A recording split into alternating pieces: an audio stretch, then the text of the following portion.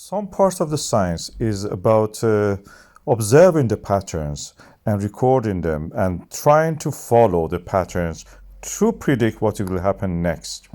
And this is what we can see by observing the volume of the magma in the previous eruptions and the slope of the rise to the maximum volume before the eruption. As you can see here, we see that all past eruptions in the Reykjanes Peninsula in the Svartsengi volcanic system started with a steep rise. Then over time, the rise was gradual. It took longer. And we see even in the pattern of the earthquake took longer to lead to the eruptions. You see in the 4, 5, 6 patterns of the eruptions that previously we had here. And it always took longer. The reason for that, as I explained, is because the magma is a non-Newtonian fluid. As it is like ketchup practically, it needs shaking. You have to shake it, and the shaking is provided by the earthquakes, by the pull of the Eurasian plate against the North American plate. At the plate boundary, we have these eruptions, and this is what is happening now.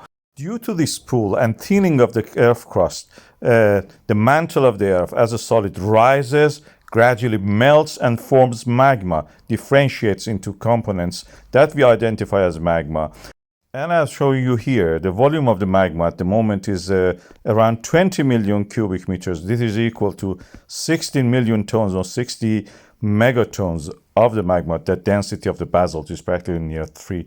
And this is what the latest update by the Icelandic Meteorological Office is announced. And as you can see, the rate of the risk has remained the same. The risk assessment stays the same.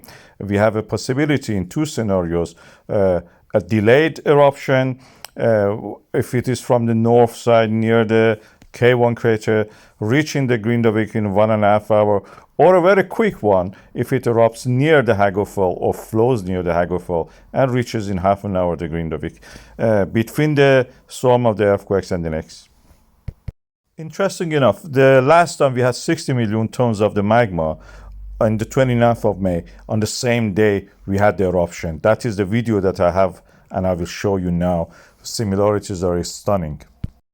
With the continuous tremors, which are the indicators of the movements of the plates along the Reykjanes Peninsula of Iceland, we are seeing the accumulation of the magma practically due to the creation of the voids in the ground. We have now 20 million cubic meters of the magma under the Svartsengi. That is 60 megatons of the basaltic magma in that area. They create a change in the pressure in the boreholes and movements in the seals and dikes. You need shaking to have the ketchup out of the bottle. The same applies to the magma under the ground. Earthquakes create that shaking. It makes it flow. It helps it flow.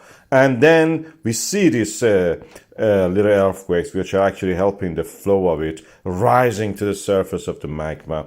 When it reaches the surface, this will go easily through the cracks between the, in the area east of the Svartsengi. There are plenty of cracks. This is shown also on this hazard map. On the color of the pink, you can see that this is the area which has the maximum number of the cracks. There are pathways for the magma to erupt to the surface. This is the Grindavik Rift Valley we are talking about. Fault lines, both sides of it is controlled, and the magma can move from Svartsengi reservoir to that area and erupt. This is the update that we have about this volcano.